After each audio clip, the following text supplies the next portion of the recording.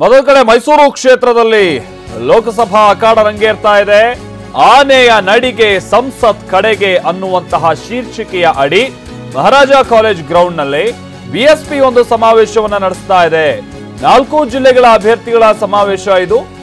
In fact ಈ ವಿಚಾರದಲ್ಲಿ ಇನ್ನೊಂದು ವಿಚಾರ ಅಂತಂದ್ರೆ ಉತ್ತರ ಪ್ರದೇಶದ ಮಾಜಿ ಮುಖ್ಯಮಂತ್ರಿಯೂ ಕೂಡ ಆಗಿರುವಂತಹ ಬಿಎಸ್ಪಿ ಅಧಿನಾಯಕಿ ಮಾಯಾವತಿ ಅವರು ಪಾಲ್ಗೊಳ್ತಾ ಇದ್ದಾರೆ. ಮತ್ತೊಂದು ಬೃಹತ್ ಸಮಾವೇಶಕ್ಕೆ ಸಜ್ಜಾಗ್ತಾ ಇದೆ ಅರಮನೆ ನಗರಿ. ನಿನ್ನೆ ಪಿಎಂ ನರೇಂದ್ರ ಮೋದಿ ಅವರು ನಡೆಸಿದಂತ ವೇದಿಕೆಯಲ್ಲೇ ಅಥವಾ ಆ ಸ್ಥಳದಲ್ಲೇ ಇವತ್ತು ಆನೆ ಘೀಳಿಡುತ್ತೆ.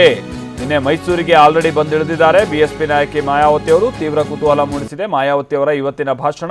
ಕೊಳ್ಳೇಗಾಲ ಶಾಸಕ ಎನ್ ಮಹೇಶ್, ಮೈಸೂರು ಕೊಡಗು ಕ್ಷೇತ್ರ, ಚಾಮರಾಜನಗರ ಕ್ಷೇತ್ರ ಜೊತೆಗೆ ಮಂಡ್ಯ ಹಾಗೆ ಹಾಸನ ಕ್ಷೇತ್ರಗಳ ಅಭ್ಯರ್ಥಿಗಳು ಭಾಗಿಯಾಗ್ತಾರೆ.